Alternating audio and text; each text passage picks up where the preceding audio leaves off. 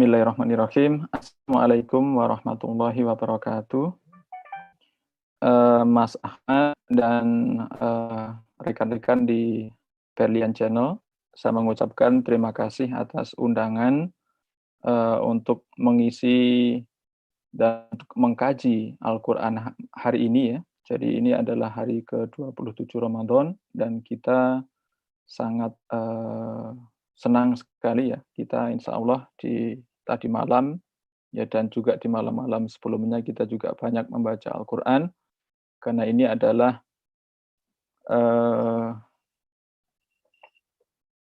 surat ya atau perintah dari Allah Subhanahu wa taala yang diberikan kepada kita dan ini adalah mukjizat yang diterima oleh Rasulullah Shallallahu alaihi wasallam terkait dengan umatnya. Karena Al-Quran ini sangat luar biasa, berarti kita dianggap umat yang luar biasa oleh Allah Subhanahu wa taala karena mukjizat itu datang sesuai dengan kemampuan umat saat itu gitu ya. Nah, rekan-rekan semua ya. Di dalam 45 menit ke depan saya akan menyampaikan dimensi sains Al-Quran gitu ya. Jadi dimensi sains Al-Quran. Jadi ada 3 kata kunci di sini. Yang pertama adalah dimensi, yang kedua adalah sains atau ilmu pengetahuan, biasanya terkait dengan hal-hal ilmiah di sini.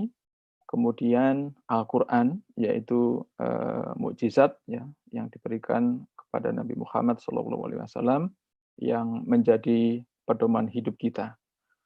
Dan tadi sudah diperkenalkan oleh Mas Ahmad ya, jadi saya Khairul Anwar, sekarang menjabat sebagai Direktur di Pusat Penelitian Advanced Wireless Technologies di Telkom University dan juga mendapat amanah sebagai Vice Chairman di Asia Pacific Wireless Group yang pusatnya di Bangkok gitu ya.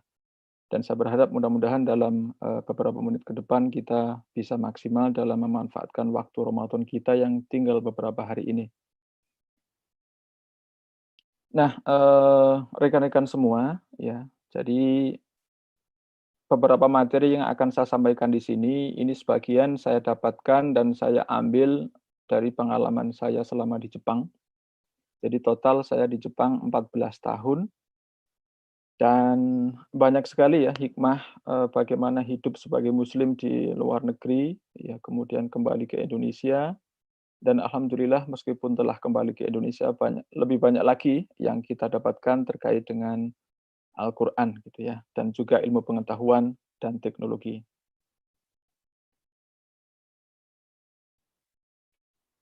Sebelum kita masuk ke dalam apa dimensi sains dalam Al-Quran, ya mari kita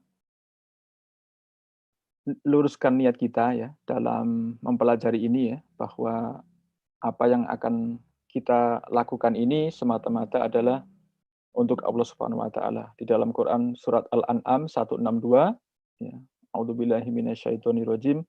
Qul inna sholati wa nusuki wa mahyaya wa mamati lillahi rabbil alamin. Ya. Katakanlah ya sesungguhnya salatku, ibadahku, hidupku dan matiku hanya untuk Allah Subhanahu wa taala. Hanya untuk Tuhan ya, seluruh alam. Nah, rekan-rekan semua ya, ayat ini begitu luar biasa karena merupakan sumber ya dari berbagai aktivitas kita ya. Hidupku, ya, salatku, ibadahku, hidupku dan matiku hanya untuk Allah Subhanahu wa taala. Nah, kalau kita pahami ayat ini dengan sangat mendalam, maka semua pekerjaan di dunia ini menjadi ringan. Ya, jadi kalau misalkan rekan-rekan bekerja udah maksimal tapi ternyata tidak dipuji oleh orang, tidak dipuji oleh kawan, tidak dipuji oleh atasan, tidak akan apa-apa kita, karena yang kita cari adalah ridha Allah Subhanahu wa taala.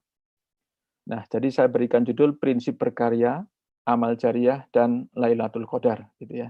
Jadi prinsip berkarya adalah menggunakan ayat ini sebagai landasan utama, karena ayat ini menjadikan kita memiliki energi yang tidak pernah habis bagai matahari. Kemudian yang kedua, amal jariah. Jadi saya mengharapkan semua kerja kita, termasuk amalan yang dilandasi dengan keinginan untuk dekat pada Allah Subhanahu wa taala ya, dengan karya-karya kita, itu adalah kita niatkan ya untuk mendapatkan ridho Allah sebagai amal jariah. Mengapa demikian?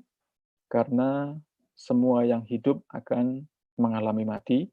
Jadi ini di sini saya tuliskan sholat, puasa, tilawah, qiyamul lail, ya, dan berbagai aktivitas hidup itu akan berhenti semua ketika ajal telah menjemput kita.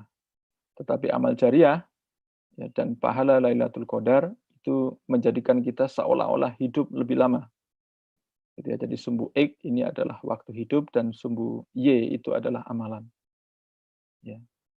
Kalau misalkan rekan-rekan pernah belajar teori optimasi, ya, teori optimasi itu mengandung dua dua poin. Yang pertama adalah fungsi maksimal atau minimal. Yang kedua adalah fungsi constraint atau batasan. Maka kalau misalkan kita pengen masuk surga, pengen mendapat ridho Allah Subhanahu wa taala, ya kita bisa memperbanyak amalan, maximize amalan baik, subject to kita akan meninggal dunia.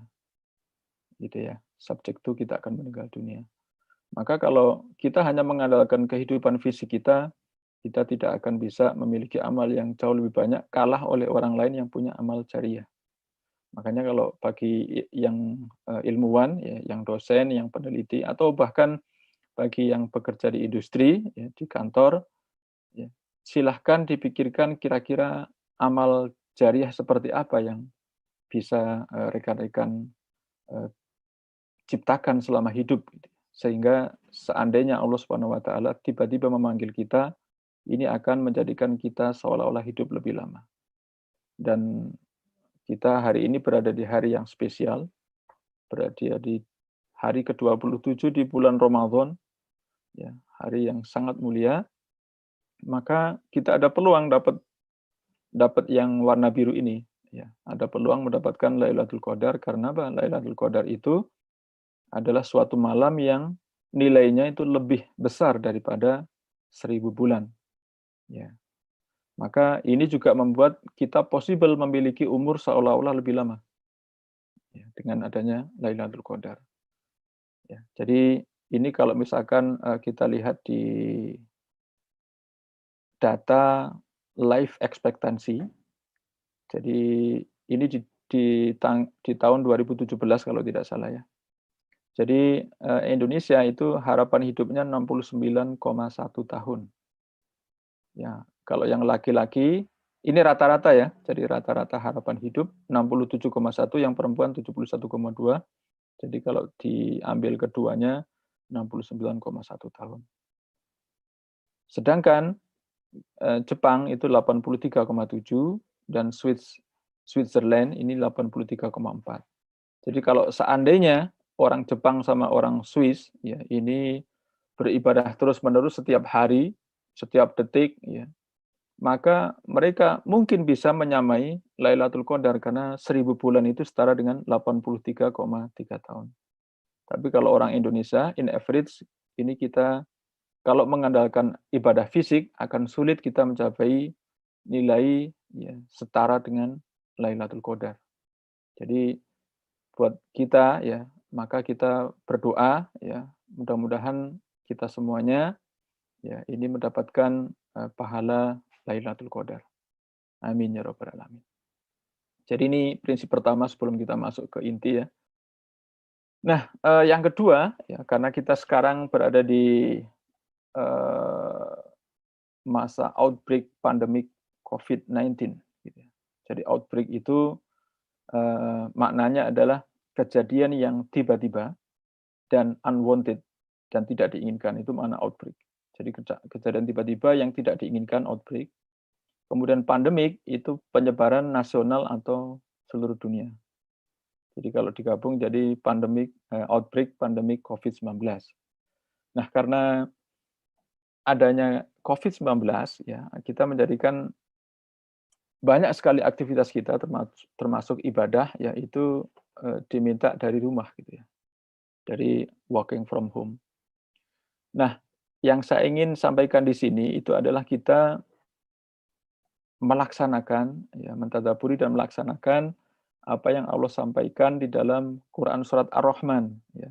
Ini A'udzubillahi minasyaitonirrajim. Marajal bahraini yaltaqiyan. Jadi Allah Subhanahu wa taala membiarkan dua lautan itu bertemu. Ya, membiarkan dua lautan bertemu. Lautan apa itu? Lautan yang asin sama lautan yang eh, tidak cukup asin atau tawar, agak tawar. Ya. Yang warna hitam ya, warna kehitaman ini lebih asin, kadar garamnya tinggi, yang ini kadar garamnya rendah. Bainahuma barzakhul la yabghiyan. Di antara keduanya barzakh itu pembatas. La yabghiyan yang menyebabkan keduanya tidak saling melampaui. Jadi laut ini ya, ini airnya ini bertemu tapi tidak saling bercampur. Ini subhanallah. Bertemu tapi tidak saling bercampur. Dan ini disampaikan oleh Allah Subhanahu wa taala di dalam Al-Qur'an surat Ar-Rahman 19 sampai dengan 20. Dan ini the real terjadi di kehidupan nyata.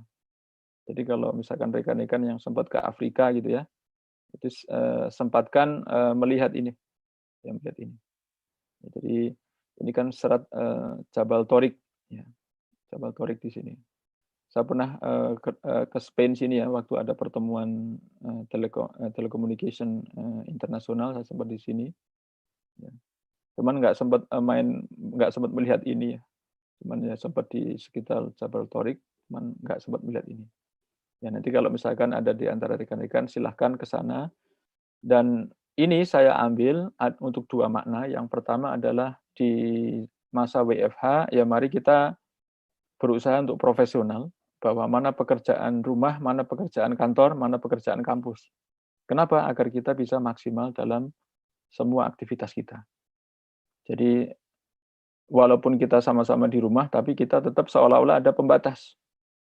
Ya, kapan kita harus bekerja untuk kampus, kapan kita harus bekerja untuk rumah.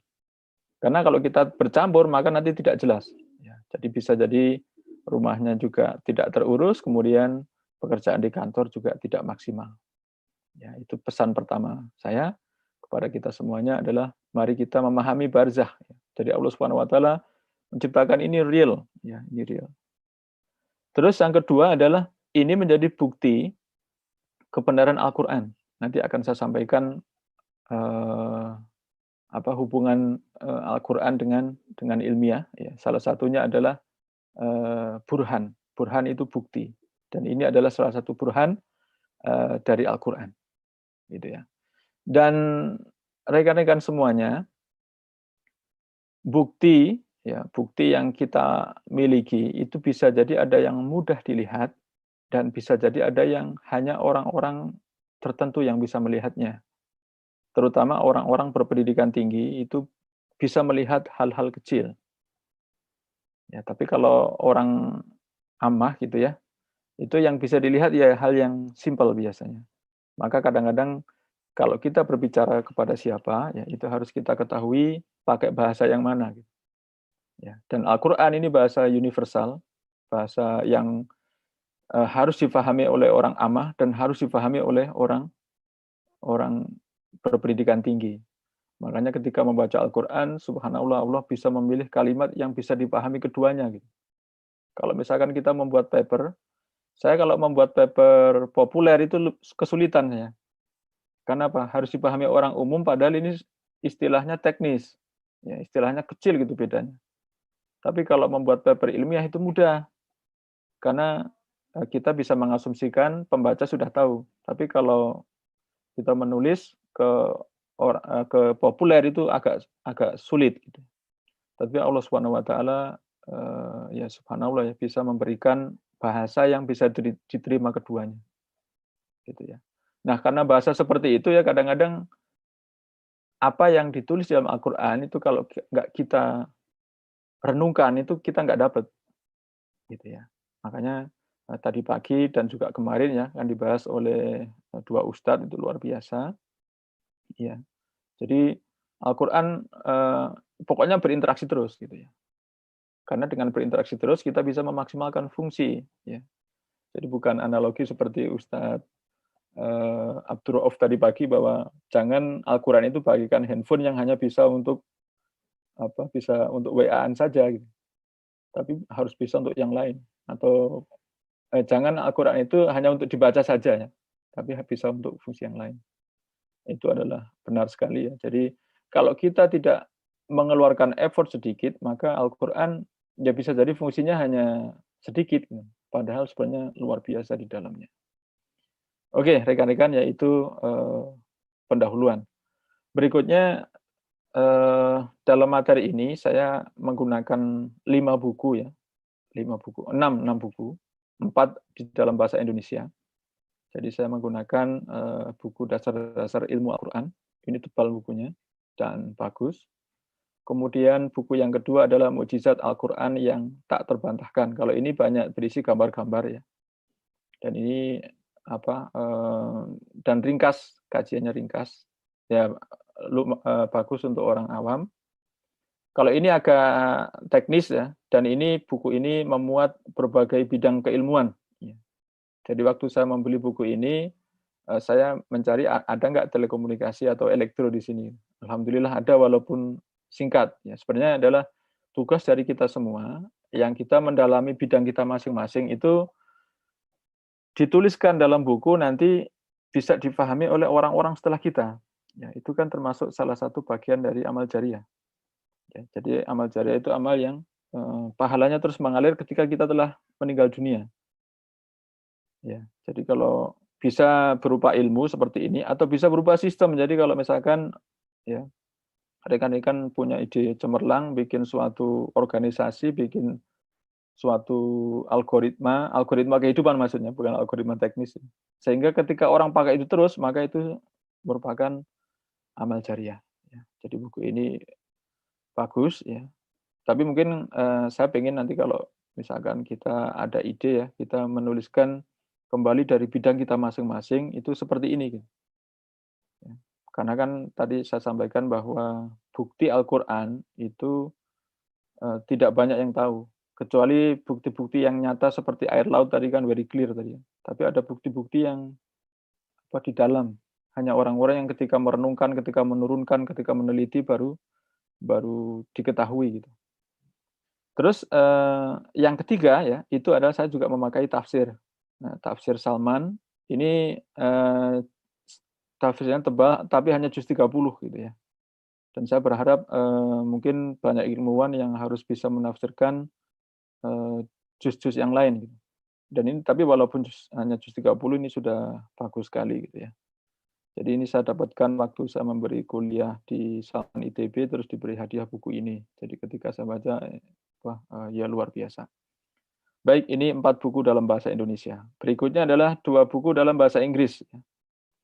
Jadi saya membaca bukunya Maurice Bucaille ya. Jadi di judul The Bible, The Quran and Science dalam Inggris, tapi kayaknya ini dijual dalam bahasa Indonesia deh mungkin. Ya, mungkin ada kayaknya saya sempat menemukan ada berbahasa Indonesia ada. Terus The Quran and Modern Science. Ya. Jadi 2 buku ini saya pakai sebagai rujukan. Siapa ini Maurice Bucaille ya? Jadi ini adalah seorang dokter, ya, seorang dokter yang mendapat undangan untuk meneliti mumi dari Firaun. Ya. Dan surprisingly, ya, jadi beliau itu menemukan ada garam di dalam badan ini. Gitu. Ini kalau rekan-rekan ke Mesir ini tidak bisa dilihat kecuali bayar ya. Jadi kalau udah masuk ke museum di Kairo di Mesir itu masuk, kemudian kalau mau melihat ini harus bayar lagi. Jadi kemarin saya nggak tahu ya, kayaknya saya karena buru-buru saya nggak sempat melihat ini ya, nggak sempat melihat mumi dari Raja Firaun. Jadi kalau adik-adik ke museum ya, itu saya sarankan jangan terburu-buru karena kalau terburu-buru itu tidak akan bisa mendapatkan ilmu. Jadi kalau ke museum itu part by part. Jadi hari pertama sisi sebelah mana, hari kedua sisi sebelah mana, hari ketiga sisi sebelah mana. Kalau ke museum seperti itu maka kita dapat banyak ilmu. Tapi kalau ke museum seperti di kebun binatang hanya jalan itu nanti keluarnya nggak dapat apa-apa. Gitu ya. Dan saya nggak sempat melihat semuanya. Saya waktu ke Mesir hanya melihat sejarah bagaimana kedatangan orang-orang Roma ke Mesir. Ya, itu hanya melihat sejarah itu aja. Itu pun seharian. Ya, itu seharian baca semua nggak habis gitu ya. Nah, kembali kepada buku ini ya. Jadi karena Bukhail ini menemukan garam di dalam mumi ini, ya, kemudian beliau menemukan kebenaran Al-Quran. Jadi benar yang dikatakan Al-Quran bahwa Raja Firaun ini meninggal karena di laut gitu. Ya. Nah akhirnya eh, Bukhail ini menulis tentang kebenaran Al-Quran dan tidak ada eh, inkonsistensi, ya, tidak ada ketidakkonsistenan ayat-ayat dalam Al-Quran. Nah, karena beliau bukan orang Muslim tapi menulis seperti itu, ya. Kemudian beliau juga banyak mendapat protes dari teman-temannya yang Kristen gitu ya. Jadi beliau menulis ini di tahun 76, ya. The Bible, the Quran and Science tahun 76. Kemudian di 87 menulis tentang Mummies of the Pharaoh, ya. Mummies of the Pharaohs, Modern Medical Investigation by Maurice Bucaille. Jadi ini memang seorang dokter ya menginvestigasi jenazah ini gitu. Nah, dari sini ya rekan-rekan semuanya dari 6 buku ini ya memang kalau kita teliti ya tidak Al-Qur'an itu tidak secara langsung memberitahu oh ini sains begini, tidak secara langsung seperti itu. Ya. Bahkan banyak yang mengatakan oh Anda hanya mengada-ada, oh Anda hanya melakukan cocoklogi. Ada yang seperti itu. Bahkan ada orang non muslim menulis The Quran and Science juga ya, tapi isinya saya setelah membaca ya kaget juga ada orang menulis seperti itu. Jadi memang kayaknya beliau penulisnya itu benci kepada Islam, jadi yang ditulis itu hantai gawa, hantai itu kebalikannya. Ya. Nah ini rujukan yang mungkin harus kita baca sebagai ilmuwan ketika kita ingin mengetahui lebih dalam dimensi dari Al-Quran. Nah, kita masuk lebih dalam lagi sekarang adalah meaning of dimension. Jadi saya mengambil 2 makna ya. Jadi dimensi sains dalam Al-Quran kan, dimensi sains Al-Quran. Ya, maka kita harus mengetahui makna dari dimensi. Kalau kita lihat dari bahasa Indonesia, Kamus Besar Bahasa Indonesia, dimensi itu adalah ukuran, ya panjang, lebar, tinggi, luas, dan sebagainya. Tapi kalau kita lihat dari bahasa Inggris itu lebih kaya. Ya, lebih kaya di sini, ya dimension adalah ini ya, sama dengan di sini ukuran, ya ukuran dari sesuatu ya, misalkan panjang, ya lebar, ya kedalaman, ketinggian. Nah, yang kita bahas hari ini sebenarnya lebih ke makna yang kedua. Makna yang kedua adalah an aspect or feature of a situation. Ya, we must focus on the cultural dimension of the problem. Misalnya ini contohnya, ini contoh kalimat. Nah, berarti adalah yang kita pelajari hari ini adalah aspek atau feature dari ilmiah dari Al-Quran. Ya, aspek atau fitur-fitur ilmiah dari Al-Quran. Maka dengan memaknai kata ini ya kita sekarang mulai clear. Ya, mulai clear. Jadi kita udah mulai menerima bahwa di dalam Al-Quran itu ada aspek-aspek ilmiahnya. Berarti kita udah mulai menerima bahwa Al-Quran adalah bukan a book of science. Al-Quran adalah kitab, ya, petunjuk hidup, yang di dalamnya itu ada aspek-aspek science. Kita lanjutkan. Nah, rekan-rekan semuanya, ya, memahami dimensi sains Al-Quran, itu sebenarnya saya memaknai itu dari hubungan ini saja. Ya, sebenarnya kalau kita lihat secara lebih dalam itu very simple can be described by this connection. Jadi yang pertama adalah ya ini sebenarnya tentang Allah Subhanahu wa taala, tentang ilmu dari Allah Subhanahu wa taala. Ya, Allah Subhanahu wa taala sebagai Maha Pencipta, Maha mengetahui, Dan ilmu Allah Subhanahu wa taala itu maha luas yang tidak akan cukup ya air di lautan itu untuk menulis ilmu Allah Subhanahu wa taala. Apalagi ilmu kita very small. Nah, ilmu itu dibagi menjadi dua, ilmu khusus atau khosoh dan ilmu ammah atau umum. Ilmu khusus ya, ini turun ya melalui jalan formal ya. At-thariqatu rosmiyah, itu jalan formal. Jalan formalnya apa? Yaitu melalui al-wahyu.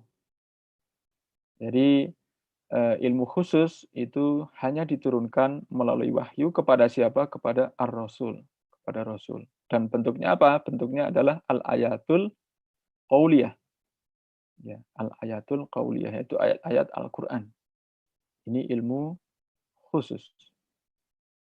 Dan ayat-ayat ini itu menjadi minhajul hayah atau menjadi pedoman hidup. Ya, karena dia menjadi pedoman hidup, maka sifat yang ada di dalam al-ayatul qauliyah ini adalah al-haqiqatul mutlak. Jadi kebenarannya itu mutlak atau kebenarannya itu sempurna. Dia adalah kebenaran hakiki. Itu Al-Qur'an dan ini harus kita pahami seperti itu karena memang demikian adanya. Ya, jadi kalau mukjizat yang lain ya, mukjizat yang lain itu kan ada mukjizat yang fisik ya, bentuk fisik, misalkan kan banyak mukjizat nabi-nabi yang misalkan unta keluar dari batu atau apa banyak ya mukjizat fisik. Itu kenapa kalau nabi-nabi sebelumnya mendapat mukjizat fisik karena sesuai dengan pemahaman umatnya saat itu. Tetapi kok umat Rasulullah SAW itu sudah cerdas. Maka kalau umat yang cerdas itu harus mendapatkan mukjizat yang sesuai dengan kecerdasan mereka yaitu Al-Qur'an. Ya. Jadi Al-Qur'an ini memang diturunkan untuk orang-orang yang terpelajar. Ya. Makanya kan kita ditantang oleh Allah Subhanahu wa taala ya, terutama orang-orang musyrik, orang-orang non muslim ya, itu ditantang oleh Allah Subhanahu wa taala untuk membuat semisal Al-Qur'an dan tidak akan bisa membuat ya satu ayat pun ya yang setara dengan Al-Qur'an.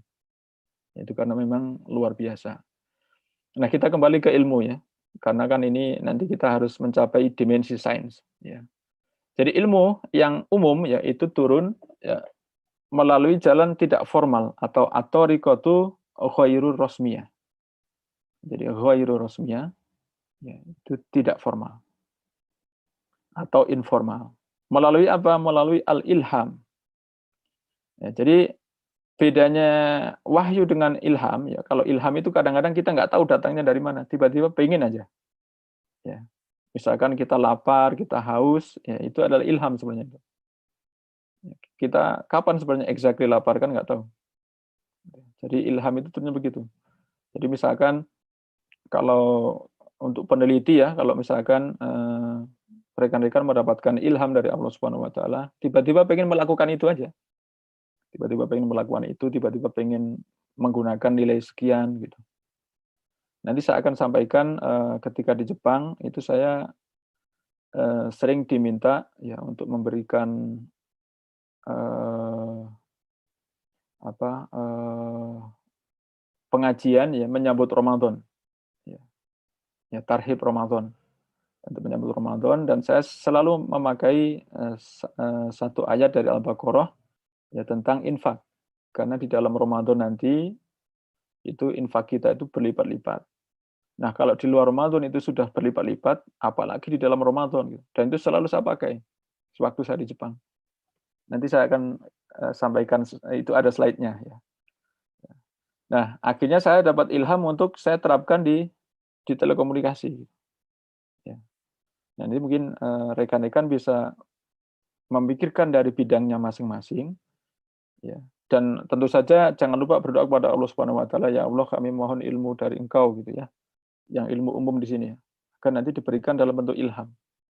Kemudian kalau ilham, ya kalau tadi turun ya melalui Rasul, tapi kalau ini adalah al-mubasyarah. Jadi turunnya itu langsung kepada ilmuwannya, kepada orangnya. Ya, tidak melalui Rasul. Dan apa yang diturunkan oleh Allah Subhanahu wa taala adalah al-ayatul kauniyah, yaitu ayat-ayat alam semesta. Jadi yang diturunkan kepada ilmuwan, dan ilmuwannya di sini bisa ilmuwan muslim atau non muslim, ya semua ilmuwan. Semua ilmuwan diberikan oleh Allah Subhanahu wa taala ilham dan ilmu ini ya untuk memahami ayat-ayat alam semesta. Ya, ayat-ayat yang terkait dengan alam semesta. Makanya kalau saya ditanya, "Pak, kenapa orang Jepang bisa sugoi, bisa maju walaupun mereka tidak beribadah seperti kita?" Ya, kalau jawaban saya salah satunya adalah karena ini. Orang Jepang mungkin dia bekerja keras, ya. Kalau bekerja keras, selalu diulang-ulang gitu ya. Nanti lama-lama dapat ini ilham.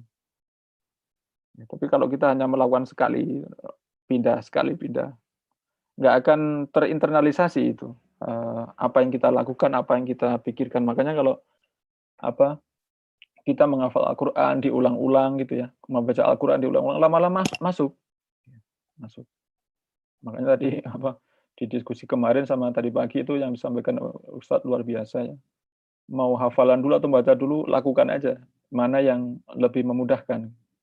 Nah, saya juga begitu, kalau misalkan pas bisanya hafalan, hafalan, pas bisanya baca, baca gitu. Nanti pokoknya kalau kita lakukan, nanti lama-lama masuk. Ya, kalau saya sarankan dipahami per ini ya, per kata gitu, nanti lama-lama masuk. Dan masuknya itu dalam. Sebenarnya saya lebih menyarankan per kata daripada baca terjemah yang langsungan. Karena kalau per kata itu kita juga akan takjub ya, kita akan merasa Allah Subhanahu wa taala Maha Besar, pemilihan kata-katanya itu. Ya, dan kalau makna lainnya ya, rekan-rekan akan memahami betapa bahasa itu sangat penting dan akan bagus dalam berbahasa. Ketika kita membaca Al-Qur'an memaknai perkata, ya, itu kita akan bagus dalam berbahasa Indonesia, bagus dalam berbahasa Inggris. Karena peletakan Allah Subhanahu wa taala itu bisa menginspirasi kita membuat dalam bahasa Indonesia ataupun bahasa Inggris. Ya. Nah, terus, setelah, ayat Al-Kauniyah ini turun, ya, sebenarnya ayat ini tentang apa? Atau ilmu ini tentang apa? Tentang sarana hidup. Iya, tentang sarana hidup atau wasilatul hayah. Kalau tadi adalah minhajul hayah atau manhaj atau pedoman. Kalau ini adalah wasilah untuk sarana. Makanya kalau saya ditanya, "Pak, ngapain Bapak meneliti 4G, meneliti 5G, sekarang meneliti 6G? Oh, siang malam meneliti seperti itu untuk apa?" Adalah untuk ini, untuk wasilatul hayah, untuk memudahkan umat manusia dalam menjalani hidup. Terus kalau hidupnya mudah gimana? Kalau hidupnya mudah adalah, eee, kalau sudah hidupnya mudah, ya harapan saya adalah mudah dalam beribadah. Ya, mudah dalam beribadah, maka kita nanti ujungnya kembali bersyukur kepada Allah Subhanahu wa taala. Tapi sebelum bicara ke sana ini, ada poin penting di sini adalah al-haqiqatul tajribiyah. Jadi kebenaran sains, ya, itu adalah kebenaran eksperimental, dan saya sangat setuju ini. Saya sarankan ya kalau misalkan, rekan-rekan semua, adik-adik semua, kalau meneliti itu yang lama. Ya, jadi meneliti itu yang tekun gitu, yang tekun, yang lama. Jadi jangan jangan seperti kelinci misalkan gali lubang dikit udah pindah. Itu nanti nggak dapat insight, nggak dapat hikmah. Ya, kalau saya kan dari S1 telekomunikasi, S2 telekomunikasi, S3 telekomunikasi, jadi profesor, jadi dosen telekomunikasi, semua telekomunikasi. Maka saya bisa melihat runtutan sejarah dari tahun 48 sampai dengan 2020. Dan di dalamnya itu banyak sekali yang tadinya benar tiba-tiba salah, yang tadinya salah tiba-tiba benar, yang tadinya dilupakan orang tiba-tiba diingat orang. Itu banyak sekali dan ilmuwan telekomunikasi itu udah mengakui bahwa mereka bilang, "Please look at back." Look at back itu, lihat ke masa lalu. Siapa tahu ada coding di masa lalu yang sebenarnya itu coding yang hebat, tapi karena ilmu di masa itu tidak diketahui, maka orang-orang menganggap tidak hebat. Dan sekarang dengan kecanggihan superkomputer menjadi hebat. Itu banyak sekali, ada 2 yang sudah di dalam telekomunikasi ya, misalkan ada LDPC code itu tahun tahun, 63. 63 kan setelah perang kan itu zaman belum canggih kan ya. Jadi ada Gallagher dari MIT itu membuat LDPC code, tapi dilupakan orang karena dianggap tidak keren. Baru di tahun 2001 setelah ada superkomputer, itu bisa mendekati Shannon limit 0,00000 dB. Itu yang dicari-cari orang sebenarnya, tapi tidak diketahui. Ya, jadi itu bukti kebenaran eksperimental. Tapi tahun 2009 kalah lagi kodenya. Jadi 2001 itu orang-orang percaya, oh ini kodeng yang hebat. 2009 kalah lagi oleh Polar Code yang menemukan orang Turki. Ya, itu proven mathematically, ya, mencapai Shannon limit, dan semua kodeng yang belakangnya kalah semua. Ya, ya itulah kebenaran eksperimental. Jadi apa yang kita ketahui di alam semesta, di sains, itu kita harus pahami bahwa dia eksperimental. Tapi kalau Al-Quran ini kebenarannya mutlak. Ya. Yang menarik adalah yang saya kasih warna merah, karena kan kita berbicara dimensi. Ya. Kita berbicara dimensi, maka dimensi sains dalam Al-Quran, ya, tadi kan kita, feature ya, feature atau aspek, ya, berarti aspek sains atau feature sains dalam Al-Quran, ya, itu ditunjukkan oleh dua kata ini. Jadi al-burhan, al-burhan itu bukti, kemudian al-isyarah itu isyarat. Ya, jadi sifat dari ayat al-kuniyah itu memberikan isyarat kepada ilmuwan. Ya, memberikan isyarat kepada ilmuwan untuk meneliti, untuk menggunakan, untuk mengkaji apa yang disampaikan oleh Al-Quran. Nah, ketika yang dikaji itu sudah diketahui, maka itu menjadi proof atau menjadi burhan. Ya, menjadi burhan dari ayat-ayat Al-Quran tadi. Ya, kalau laut ya tadi, laut mati tadi ya, itu very simple proof karena langsung terlihat oleh mata. Jadi itu langsung menjadi proof dari Al-Quran. Tapi ada beberapa yang tidak mudah dibikin burhan atau tidak mudah dicari proof-nya. Dan itu memang hanya orang-orang yang terpelajar ya. Saya mengharapkan semua yang hadir di pertemuan hari ini termasuk orang-orang yang terpelajar yang bisa mencari proof ya, kebenaran Al-Quran yang belum banyak orang temukan. Jadi kalau seandainya kita udah meneliti dan nggak menemukan, mungkin karena ilmu kita aja nggak cukup. Seperti yang coding LDBC tadi. Padahal itu bukan Al-Quran, itu hanya yaitu usulan orang, itu pun bisa nggak terbukti, bisa terbukti, bisa nggak terbukti, bisa terbukti. Oh ya, yang diingat lagi sekarang adalah Reed Solomon atau Reed Muller. Reed Muller Code itu dilupakan orang, sekarang diingat lagi karena penemuan Polar Code. Itu padahal hanya manusia, hanya temuan manusia, ya, itu bisa benar, bisa salah, bisa benar, bisa salah. Apalagi ya apalagi kalau alam semesta gitu, alam semesta yang kita nggak memiliki ilmu dengannya gitu ya. Itu kan pasti banyak yang mungkin kita nggak paham tentang alam semesta. Ya, kalau semakin kita sekolah tinggi, ya S2, S3, itu semakin kita paham bahwa ilmu kita itu sangat sedikit. Yang kita ketahui itu sedikit sekali. Oke ya, jadi kita paham bahwa dimensi Al-Quran, ya, dimensi sains Al-Quran itu adalah dua kata ini sebenarnya. Ya, al-isyarah sama al-burhan. Ya. Al-isyarah ini sebenarnya untuk apa? Ngapain kok kita mempelajari Al-Quran, terus kemudian mengetahui isyaratnya, terus kita pakai di sini? Ya. Rekan-rekan, kalau bagi saya ya, isyarat dari sini itu adalah isyarat kebaikan. Isyarat kebaikan yang kalau kita terapkan di sini bisa memperbaiki wasilatul hayah. Jadi dari sini masuk ke sini memperbaiki wasilatul hayah. Jadi misalkan Al-Quran mengisyaratkan satu tangkai menghasilkan 100 biji. Ya, satu tangkai gandum atau padi menghasilkan 100 biji. Penelitian sekarang hanya 86 biji. Berarti kan itu seharusnya menjadi isyarat bagi bidang pertanian gitu ya. Mungkin ada yang bidang pertanian yang ada di sini. Itu menjadi isyarat bagaimana caranya membuat satu tangkai 100 biji. Gitu. Mungkin ada gitu, ada caranya. Kalau misalkan belum bisa 100 ya mungkin ilmu kita belum sampai saja. Nah, itu kan contoh isyarat yang kita terapkan, kita teliti di alam semesta untuk apa? Untuk kebaikan wasilatul hayah. Ya, jadi mudah-mudahan ini bisa dimaknai. Terus terkait ilmu juga ya, saya mengharapkan kepada kita semuanya untuk senantiasa mencarinya karena ilmu umum itu tetap turun sampai hari ini. Kemudian yang kedua adalah orang-orang yang berilmu itu dijamin ditinggikan derajatnya oleh Allah Subhanahu wa taala. Ini ini real ini ya. Jadi kalau misalkan, rekan-rekan misalkan, bertemu dengan masyarakat terus bilang bahwa, "Oh saya seorang mahasiswa." Itu pasti akan lebih dihargai daripada, "Oh saya seorang pekerja." Itu udah di Jepang juga begitu. Jadi kalau saya ketemu di Jepang, "Di mana, Anda dari mana?" "Oh saya dari Indonesia." "Terus di sini ngapain?" "Oh saya jadi sensei." Jadi sensei itu jadi profesor di sana. Oh respect sekali dia.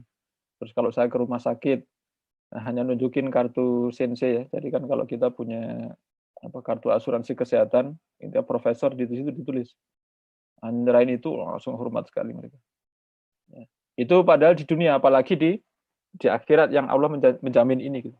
Jadi orang yang berilmu ditinggikan derajatnya oleh Allah Subhanahu wa taala. Maka saya mengajak kepada rekan-rekan semuanya untuk setiap saat, setiap detik itu mencari ilmu. Jadi kalau misalkan ada pertemuan, misalkan pertemuan organisasi, itu usahakan tetap ada ilmunya. Walaupun very small, tetap harus ada nambah ilmunya. Terus yang ketiga, di antara yang lebih berhak dijadikan pemimpin adalah yang lebih tinggi ilmunya. Nah ini, misalkan kalau kita mau menjadi pemimpin, mau membuat banyak perbaikan, maka kita harus banyak belajar. Terus ini yang paling membuat saya deg-degan ini ya, dan yang membuat hati bergetar itu ini. Jadi orang yang paling takut kepada Allah adalah orang-orang yang berilmu. Ya. Jadi sebenarnya kalau semakin kita mempelajari bidang kita masing-masing, mempelajari dengan tekun, teliti gitu ya. Kalau orang Jepang, misalkan yang laser ya, laser biru itu kan dapat paten ya, dapat paten, dapat penghargaan, itu 40 tahun menelitinya.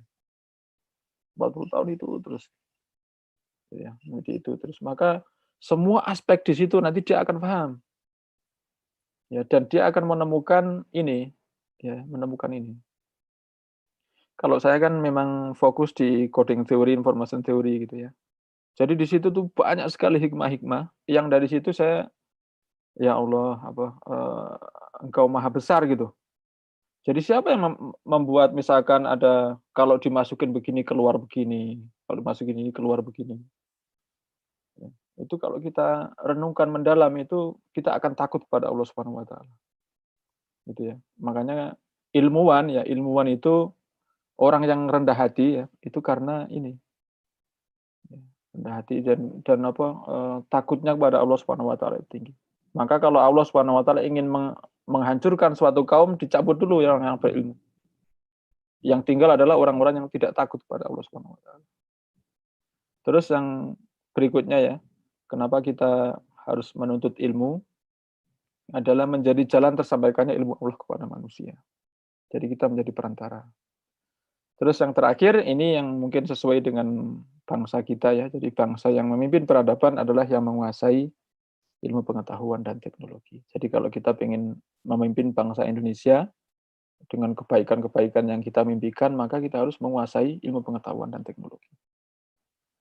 Ya, dan seandainya in the worst case yang menguasai itu ternyata orang lain misalnya ya, maka kalau adik-adik sekalian ini paham, ya, ahli dalam ilmu pengetahuan dan teknologi, maka akan tetap dicari.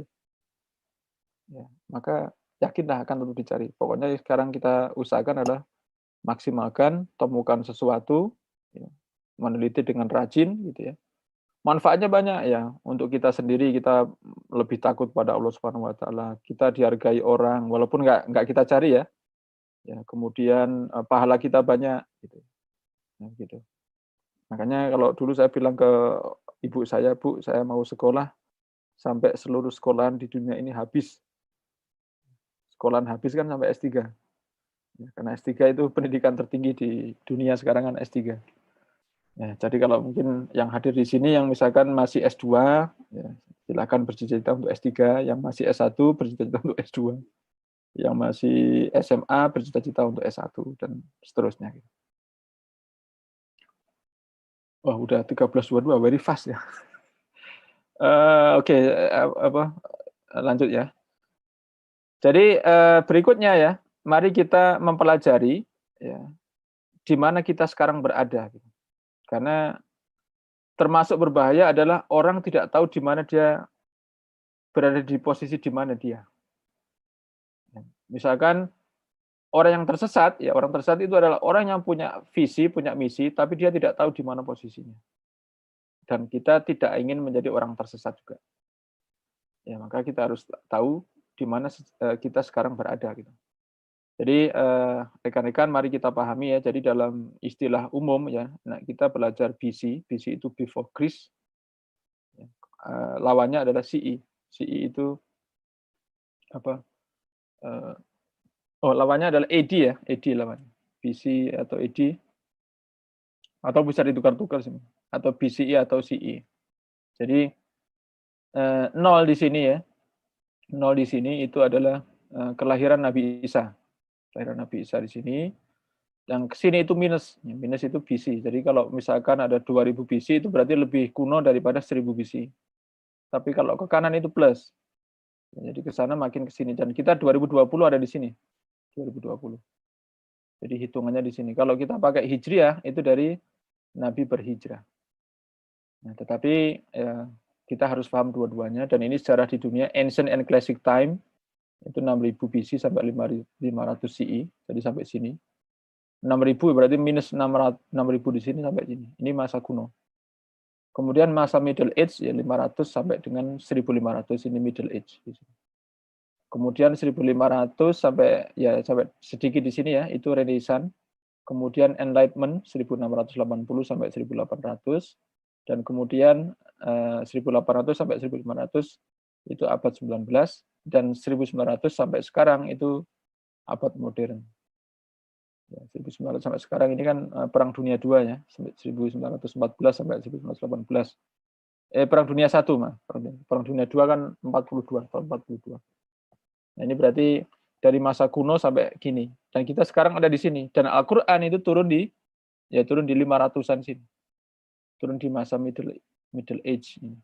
Al-Qur'an turun di sini. Jadi umur Al-Qur'an sekarang sampai di sini ya berarti ya sekitar 1500 atau 1000 ya sekitar ngikutin Hijriah. Ya, ngikutin Hijriah. Itu umur Al-Qur'an. Dan sebenarnya itu bisa kita bertanya sebenarnya apa kontribusi kita atau apa kontribusi umat Islam ya selama 1400 atau 1500 tahun ini.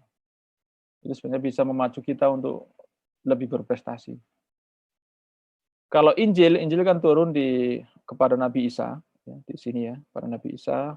Itu juga orang-orang Kristen itu juga mencari makna sains dalam Injilnya mereka juga. Dan mereka juga berusaha seperti kita, ya, yang mencari hikmah, mencari isyarat ya, dari Al-Quran. Atau kalau mereka dari itu. Dan kita sebagai orang mukmin kan kita juga percaya kepada kitab-kitab yang turun sebelumnya gitu ya. Nah, masa Middle Age berarti Rasulullah SAW lahir di 570 sampai 632. Berarti di sini 570 sampai 630. Jadi masa di sini, masa Rasulullah dan Khalifah. Ya, jadi di sini sampai dengan 1200-an ya mungkin itu masa kejayaan Islam ya, sampai di 1200 atau 1300. Saya berharap bisa lebih lama lagi. Nah, itu tadi saya berharap kita sudah tahu posisinya, ya, karena kita sudah tahu posisinya sekarang di tahun 2020. Maka sekarang apa action kita gitu ya? Rekan-rekan semua, ya ini adalah bagan yang saya mencoba bikin bagaimana kita bisa mengambil dimensi sains dari Al-Quran yang bermanfaat untuk wasilatul hayah, untuk kehidupan kita. Bukan hanya wasilatul hayah juga sih, kalau nanti kan kita memahami Al-Quran dengan baik, nanti ya menjadi minhajul hayah. Jadi bisa dua-duanya. Kalau kita perdalam, ya renungan, ya isyarat-isyarat Al-Quran, makna Al-Quran itu luar biasa. Bisa dua-duanya itu dapat. Nah, ini ada Al-Quran di sini. Dan ini yang kita fokuskan sekarang. Dan ada hadis atau sunnah di sini. Kemudian kita berinteraksi dengan Al-Quran dan sunnah itu daily life. Every day, every time. Kita berinteraksi dengan dua kitab ini. Dan di sisi yang lain kita yang peneliti atau dosen kita punya official scientifically research. Jadi ini riset yang official yang nggak ada agamanya sama sekali. Sebenarnya tadi di runutan itu saya, kalau ada waktu bisa menceritakan bagaimana Kristen, memisahkan diri dengan agama. Tapi ini nanti bisa kita diskusikan.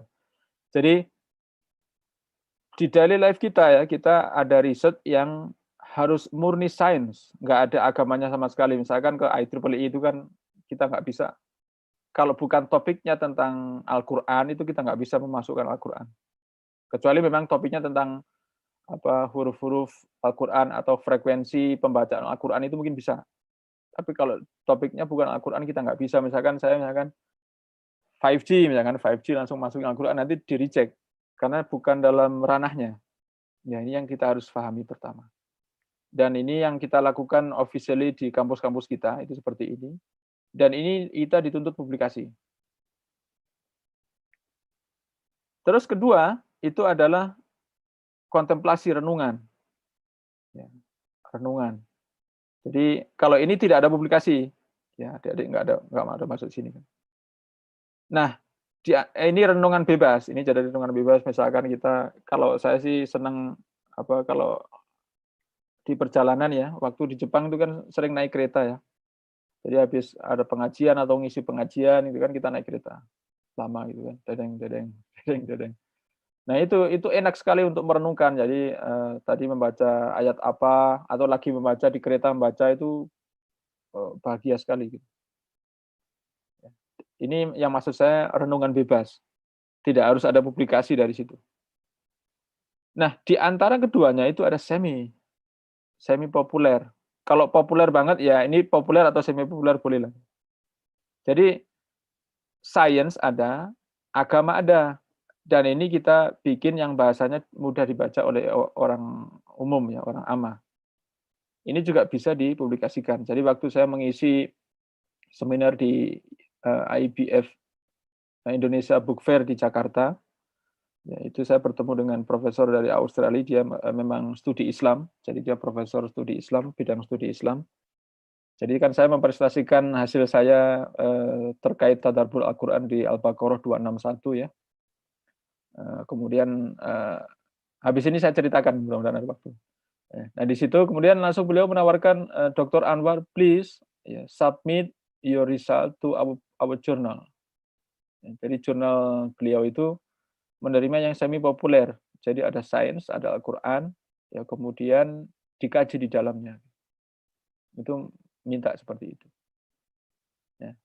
Nah, apa yang ingin saya sampaikan di dalam kurva ini ya, itu adalah kehidupan kita ya itu center ya. Jadi everyday itu center. Kita Al-Quran, kita sunnah, kemudian kita riset seperti ini, riset populer, kemudian kita merenung ya. Dan dari renungan ini bisa kita punya ilham ya. Tadi kan ilham kan kita tidak tahu kapan datangnya, tiba-tiba kita pengen aja. Nah, ini kan dari sini pengen meneliti ini. Ya, kalau ini dua-duanya saya lakukan. Ya, jadi ada yang semi, ada yang murni. Ya, jadi murni. Kalau ini ya tergantung komunitas kita. Gitu. Nah, saya pengen kita semua yang ada di sini itu dari Al-Quran yang kita interaksi sehari-hari itu kita kontemplasikan, kita renungkan. Ya. Kenapa harus begitu? Harus berinteraksi sering? Itu karena ini. If you frequently use a route, you will know every detail of the route. Ya, jadi kalau misalkan rekan-rekan sering melewati sebuah jalan, ya, itu rekan-rekan akan tahu gangnya ada di mana, toko di situ ada apa aja, ya, terus kemudian ada orang jualan apa itu tahu. Kalau sering lewat situ. Tapi kalau jarang-jarang ya lupa, bahkan belokan ke kanan ke Telkom University ya misalkan kalau dari kota ya itu akan nggak tahu di sebelah mana gitu. Itu kalau jarang-jarang lewat. Tapi kalau lewat tiap hari ya itu akan paham di mana letak detail-detailnya. Nah, Al-Quran juga gitu. Kalau misalkan kita baca tiap hari, ya, tiap saat, itu kita akan hafal detail-detailnya. Ya, hafal detailnya, hafal maknanya. Nah, dari pemahaman detail itu muncul ini ilham, gitu ya. Dari pemahaman detail setiap bagian. Nah, itu contohnya adalah ini. Jadi rekan-rekan, ya, saya sewaktu di Jepang ya, saya 14 tahun di Jepang, itu ayat ini selalu saya pakai. Tapi saya baru kepikiran meneliti ini setelah pulang ke Indonesia. Ya. Jadi ayat ini Al-Baqarah 261, A'udzubillahi minasyaitonirrajim, "Matsalul ladzina yunfikuna amwalahum fi sabilillah." Ya, masalu kan perumpamaan, pemisalan. Alladzina orang-orang yang yunfikuna menginfakkan amwalahum hartanya fi sabilillah di jalan Allah. Kamasali itu seperti habbah, ya, seperti sebutir biji ambatat yang menumbuhkan sab'a 7 sanabil, 7 tangkai. Fi kulli sumbulatin, ya, pada setiap tangkai, fi kulli sumbulatin, pada setiap tangkai mi'atun habbah. Ada 100 biji. Ya. Wallahu yudhaifu liman yasha. Ya, Allah melipat gandakan bagi siapa yang Dia kehendaki. Wallahu wasi'un alim. Dan Allah Maha luas, Maha mengetahui. Wallahu wasi'un alim. Nah, rekan-rekan, ayat ini itu sering saya pakai, ya ini ada di dalam slide. Kalau misalkan mau proof ya, semua slide saya itu pasti ada ayat ini kalau terkait dengan tarhib Ramadan. Karena saya ingin mengingatkan umat Islam bahwa di luar Ramadan pun Allah melipat gandakan 700 kali. Ya. Kan 7 kali 100 kan 700 kali. Apalagi kalau kita infak di dalam Ramadan. Maka betapa besarnya. Dan waktu itu saya bikin simulasi ya. Tapi saya masih nggak kepikiran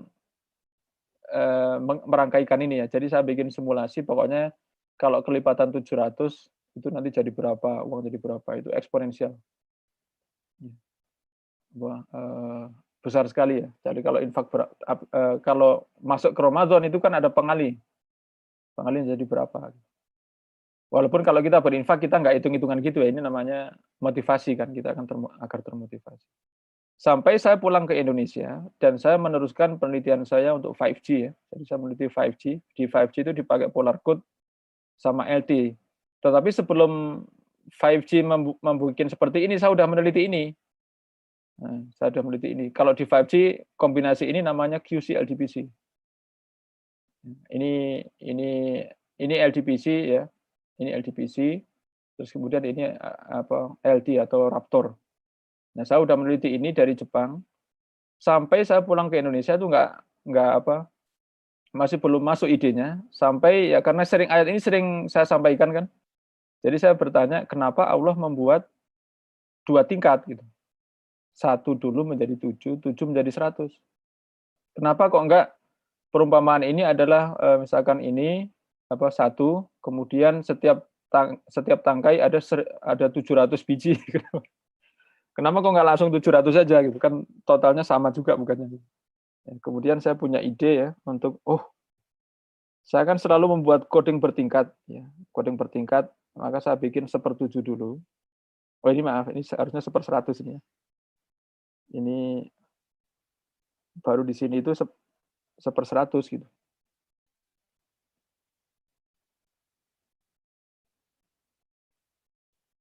Jadi kalau di total itu nanti jadi 1/700.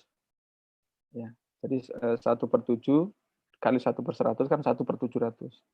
Dan itu saya coba cek ya di dalam coding ini ya, even very small, very simple gitu ya, itu bisa sampai SNR minus dan saya senang sekali. Saya kan mengira bahwa nggak bisa ini kayaknya, pasti bakal error gitu loh. Ternyata bisa.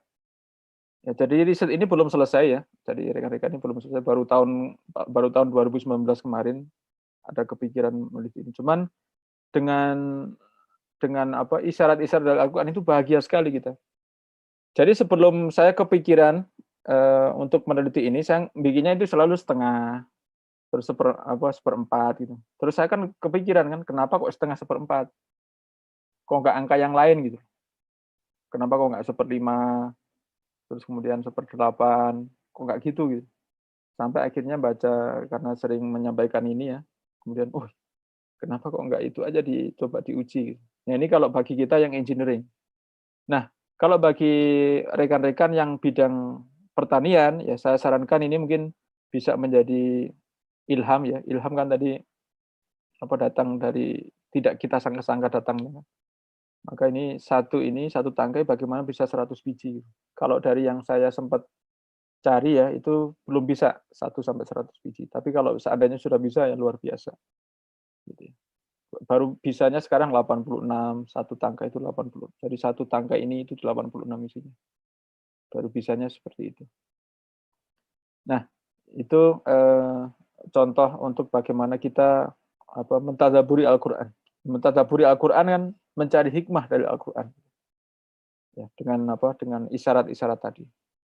Ini kalau misalkan nanti ada waktu kita bisa diskusikan, dan karena tadi cuma 4 menit waktunya, jadi saya langsung ke kesimpulan. Tapi sebenarnya saya ada 2 file, nanti kalau misalkan masih ada waktu saya akan sampaikan di ayat yang lain sama hadis juga ya. Hadis yang selama ini sudah saya renungkan, ya, yang dari situ saya mendapatkan betapa besarnya Allah Subhanahu wa taala. Jadi makin dekat kepada Allah Subhanahu wa taala, makin cinta kepada Allah Subhanahu wa taala. Baik, kesimpulan di file 1 adalah perbandingan ilmu kita dengan ilmu Allah Subhanahu wa taala itu ibarat setetes air dibandingkan dengan seluruh air di lautan. Kemudian Rasulullah Muhammad Shallallahu alaihi wasallam lahir di masa Middle Age, ya, 500 sampai 1500 CE ya, CE atau Masehi di sini, tepatnya di sini. Kemudian masa kejayaan Islam di sini saja. Dan saya ingin masa kejayaan ini datang lagi gitu, dengan umat Islam yang spiritnya tinggi luar biasa. Kemudian umat Muslim yang dikenal masih sedikit, terutama dalam masa kejayaan Islam saja. Terus Muslim harus banyak berkarya dan menulis. Jadi yang pertama adalah terkait dengan pembagian waktu kita. Oh tadi pas tadi saya harusnya share yang slide tadi ya. Ini bentar. Ya. Ini. Kalau ini terlihat ya slide ini ya. Terlihat, insyaallah. Nah, baik, ini pertanyaan bagus sekali ya. Ini bagus-bagus semua. Kita akan senang sekali kalau bisa kita bahas ya. Cuman ya karena kita harus memperhitungkan waktu juga. Jadi untuk Pak Ega ya, Pak Ega ini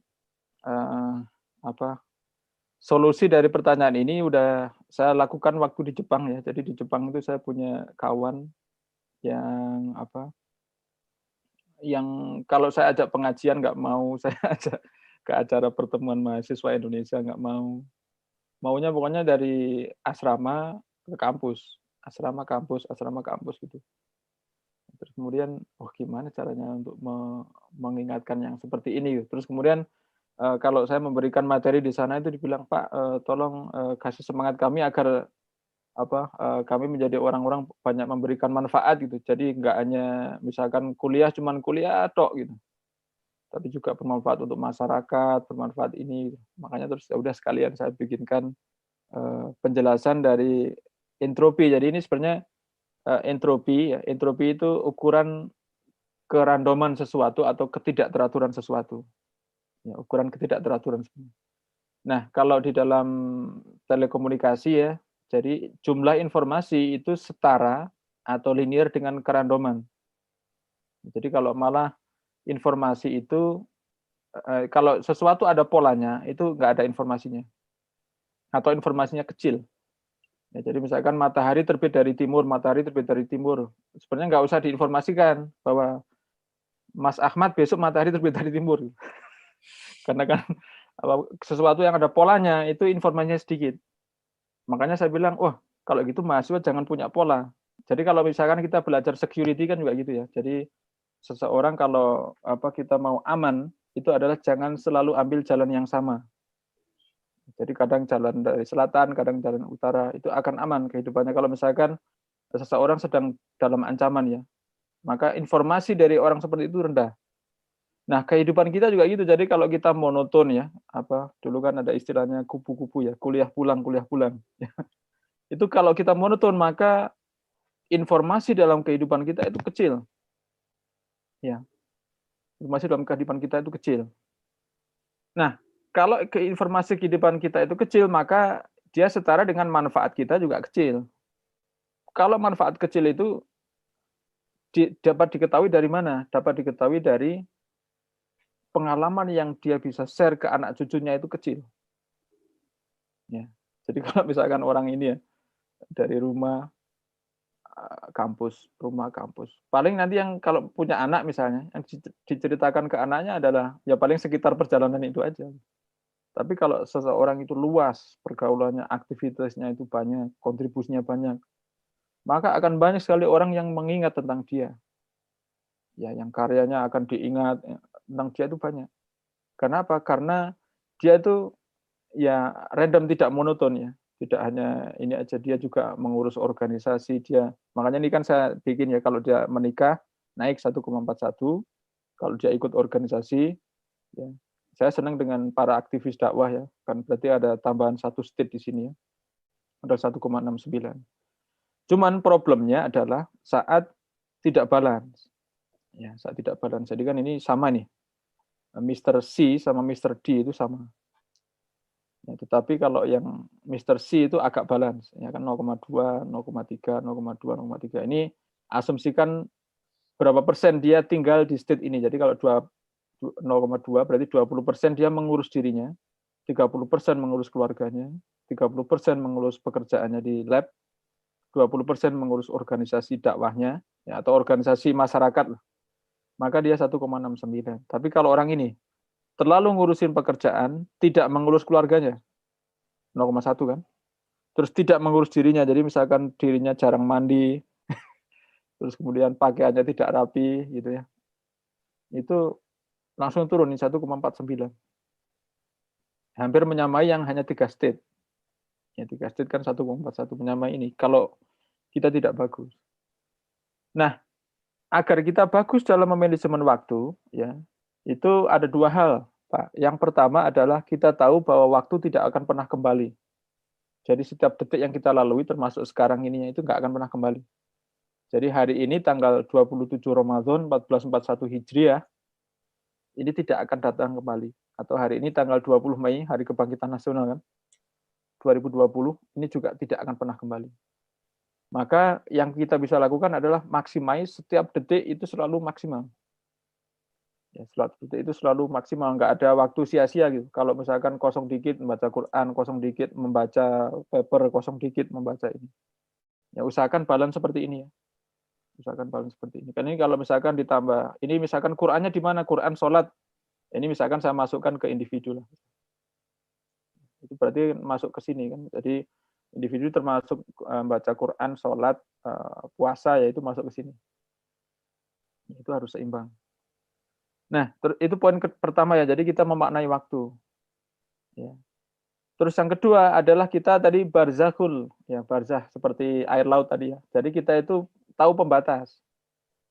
Ya, jadi kalau misalkan Senin sampai dengan Jumat, ya, itu adalah hari kerja, maka maksimalkan hari kerja. Ya, maksimalkan hari kerja. Kemudian Sabtu Ahad itu hari dakwah sama hari keluarga, maksimalkan hari dakwah sama keluarga. Jadi kalau pas Senin sama Jumat, ya fokus meneliti terus. Terus kemudian Sabtu sama Ahad fokus keluarga sama dakwah, nggak usah bicarain meneliti. Ya.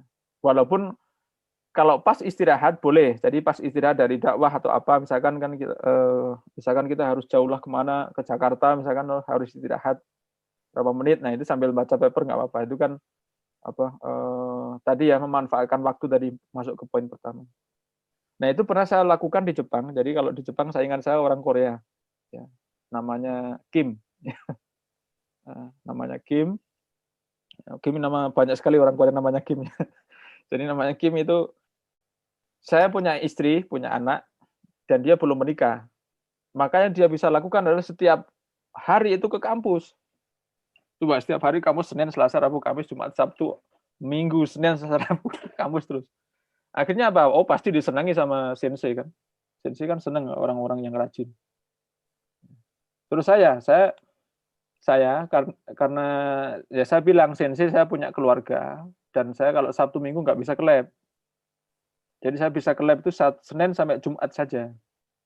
Tetapi saya akan buktikan bahwa prestasi saya itu besar. Ya saya nggak berani bilang, oh saya akan lebih bagus pada orang Korea. Gitu. Dalam hati kalau itu. Jadi saya akan bilang, Sensei, tapi saya tidak akan mengecewakan Sensei lah. Dan benar, walaupun saya Senin sampai Jumat, ya, itu paper saya lebih banyak daripada orang Korea. Dan hasil saya lebih banyak pada orang Korea. Lokasi saya di Ishikawa, acaranya di Kyoto, itu kan 3 jam naik kereta cepat. 3 jam. Itu jarak Jakarta Surabaya kan, baca Quran atau ngafalin Quran, pulangnya baca paper. Nah, pulangnya baca paper. Nah, ketika baca ya, itu kan kita dapat ide. Ini saya tulis. Ya. Dan bawa komputer kan, biasanya bawa komputer itu kalau simple saya langsung simulasikan, hitung. Tapi kalau enggak, saya akan uji hari Senin. Ya, benar uji hari Senin. Oh, hasilnya luar biasa. Oh, senang sekali. Itu tapi sebenarnya bisa jadi tidak begitu. Karena Allah itu maha besar ya, nggak tahu Allah ngasih ilham dari mana kan kita nggak tahu. Kalau kita ikhlas untuk Allah Subhanahu Wa Taala maka Allah itu dekat. Ya, kalau kita ilmuwan kan takut kepada Allah Subhanahu Wa Taala, itu juga dekat. Itu pasti ngasih Allah Subhanahu Wa Taala membantu kita. Ya. Jadi mungkin itu Pak Ega ya. Jadi yang pertama kita pahami waktu. Ya, yang kedua adalah kita harus ada pembatas ya, pembatas yang jelas ya. Tapi kita aja yang tahu. Jadi orang lain mungkin nggak merasakan juga, kita aja merasakan. Misalkan yang membuat kita terdistrak itu baca Quran kan ya. Baca Quran kalau misalkan kita luangkan aja 30 menit baca Quran, itu pasti setiap sholat misalkan 30 menit baca Quran sebelum sama setelahnya itu pasti itu khatam gitu. Tapi kalau kita terdistrak misalkan ngerjain apa dulu, ya nanti jadi terlena ngerjain yang lain. Itu kan mirip-mirip dengan pembatas tadi. Jadi kalau kita nggak strong dalam pembatas, kita juga ada beberapa yang nggak terlaksana. Itu juga nanti akan terefleksikan dalam meeting ya. Jadi kalau orang yang sering telat meeting atau apa itu juga bisa jadi karena tidak menghargai waktu. Mungkin itu Pak Ika. Terus yang kedua adalah senjata di akhir zaman. Wah ini susah ini ya. Jadi saya coba balik ke sini lagi ya. Kalau terkait dengan senjata di akhir zaman, bisa jadi memang nanti semuanya akan hancur, bisa jadi seperti. Tapi kalau saya jujur saya tidak tahu ya seperti apa di masa setelah 20 tahun lagi. Jadi sekarang saya akan meneliti 6G. 6G itu sampai dengan 2030 dan 7G 2040 mungkin sampai 2040 bisalah kita memprediksikan. Nah itu kalau tren kesananya itu adalah kalau di bidang telekomunikasi ya nanti pakai artificial intelligence. Jadi hampir semua bidang 6G nanti pakai AI, ya 6G sama 7G nanti pakai AI. Semua sinyal-sinyal yang kompleks ya itu kalau sekarang itu sinyal tidak bisa kita bikin kompleks karena dekodernya tidak hebat. Nah dengan adanya 6G nanti dekodernya hebat, bisa belajar kan. Kalau artificial intelligence, machine learning, kemudian teknologi lebih dalam lagi itu deep learning itu kan dia bisa belajar. Maka karena kemampuan dia belajar, akhirnya berbagai sinyal yang aneh-aneh pun dia bisa terima. Sampai sekarang sinyal yang aneh-aneh tidak kita lakukan karena tidak bisa diterima. Ya, tapi dengan adanya ini mungkin zaman nanti berubah, nanti di era 6G nanti berubah. Nah kalau dari kecerdasan device ya, kan mulai dari 5G device bisa berkomunikasi. Mulai 4G kan device nggak bisa berkomunikasi, hanya manusia. Mulai 5G device bisa berkomunikasi, ya bisa jadi nanti senjata-senjata itu berkomunikasi. Nah karena berkomunikasi akhirnya susah dikontrol, maka cara yang secure itu adalah tidak memakainya. Bisa jadi begitu. Mungkin maknanya ke sana kali. Jadi sebenarnya kalau kita berbicara security itu di internet nggak ada yang secure. Ya, semuanya itu sepanjang kita masuk ke dunia internet langsung kita tidak aman. Maka cara yang paling aman itu adalah jangan pernah masuk ke internet. Ya, itu ada teman saya di Jepang itu sampai saya pulang kemarin itu nggak pernah punya WA, nggak punya Facebook, nggak punya Instagram, nggak punya apa-apa. Memang teman saya ini memang ya salut saya sama kekonsistennya akan security. Itu ya. Mungkin ya di masa depan karena kecerdasan itu, jadi device-device itu bisa berbicara, bisa bisa berkomunikasi, sehingga kita nggak bisa menguasainya, maka cara yang paling aman yang adalah mendisconnect dengan itu semua. Kan beberapa film-film sekarang begitu kan, apa yang saya pernah lihat itu film Marmut ya, Marmut yang Marmut yang membantu FBI gitu ya. Kemudian lawannya ternyata robot. Nah, robot itu yang mengontrol ternyata Mogura. Mogura itu tikus kalau bahasa Jawanya celurut ya. Bukan tikus itu, tapi tikus yang satunya lagi. Ternyata itu yang mengendalikan, mengontrol robot-robot. Nah, bisa jadi masa depan seperti itu sehingga kita kembali ke zaman senjata konvensional. Mungkin begitu, Mbak. Terus ya. Nah, ini tantangan juga buat kita, Pak. Ya, saya juga nggak tahu bagaimana membuat teknologi itu bisa menjadikan kita itu kan dia wasilatul hayah kan, sarana hidup kan. Nah, sarana hidup kan kita inna khalaqtul jinna wal insa illa liya'budun. Jadi kita ditakdirkan atau kita diciptakan oleh Allah adalah hanya untuk beribadah kan. Kan maksudnya kan situ. Jadi wasilatul hayah itu seharusnya kan ke arah situ. Tapi kan in praktis ya kan kadang-kadang ada yang digunakan untuk untuk yang tidak benar gitu ya. Nah, itu saya nggak tahu gimana caranya. Ini mungkin tantangan bagi kita semua ya. Tapi kalau menurut saya memang sunatullah kehidupan seperti itu sih. Kalau semuanya menjadi baik, nanti tidak akan teruji mana orang yang baik atau mana orang yang hebat dan mana orang yang tidak hebat, gitu kan. Jadi kalau di Jepang itu saya memberikan analogi kenapa kok umat Islam kami tidak boleh makan babi. Itu ke teman-teman saya yang orang Jepang sama orang non-Muslim itu kan saya pakai analogi robot. Jadi soalnya mereka bertanya begini, kalau Anwar Sensei sekarang saya kasih babi dan misalkan saya paksa makan babi, apa yang terjadi? Apakah nanti tiba-tiba meledak atau apa? Saya bilang, ya mungkin nggak akan ada apa-apa juga. Cuman kalau saya makan itu, maka saya diklasifikasikan sebagai orang-orang yang tidak mematuhi Allah Subhanahu wa Ta'ala. Sama dengan kalau Anda punya 1000 robot Anda program, ya, kan Anda pingin kemudian di program itu karena terjadi mutasi di programnya. Kemudian Anda ingin mengetahui robot mana yang loyal kepada Anda. Kemudian Anda kasih garis. Kemudian Anda kasih aturan, untuk robot yang loyal kepada saya, jangan pernah lewati garis itu. Ya. Maka untuk mengetahui robot-robot mana yang loyal itu kan harus dikasih ujian. Nah, bisa jadi sarana hidup ini ujian bagi kita, Pak. Agar untuk membedakan tadi mana kalau kita mana manusia yang taat kepada Allah dan mana yang tidak kan. Kalau tadi analogi tadi adalah mana robot yang taat kepada pembuatnya dan mana yang tidak gitu. Ya. Jadi bisa jadi ini akan memang sunatullahnya seperti itu, memang Allah sudah membuat seperti itu, jadi seperti pisau. Jadi pisau itu kan bisa digunakan untuk kebaikan tapi bisa digunakan untuk kejahatan. Gitu ya. Jadi pisau kan wasilah juga. Jadi teknologi yang sekarang misalkan dengan superkomputer, dengan smartphone, ya itu bisa jadi kebaikan karena kan kita bisa mengadakan kajian seperti ini kan. Ini kan juga karena teknologi. Tapi bisa juga untuk yang negatif, yang maksiat. Gitu ya. Dan ya kalau saya melihat pertama yaitu mungkin sunatullah dari Allah Subhanahu wa taala mentakdirkan seperti itu terkait dengan cobaan bagi kita. Yang kedua adalah kita mari selalu berusaha untuk mematuhi perintah Allah dan menggunakan untuk kemudahan ibadah kita kepada Allah Subhanahu wa taala. Jadi ini saya jawab dulu dari Ibu Hakman ya, terkait dengan S2 di topik S2 gitu ya. Jadi begini Bu, ini juga pertanyaan yang sulit kepada saya waktu saya di Jepang ya. Jadi saya punya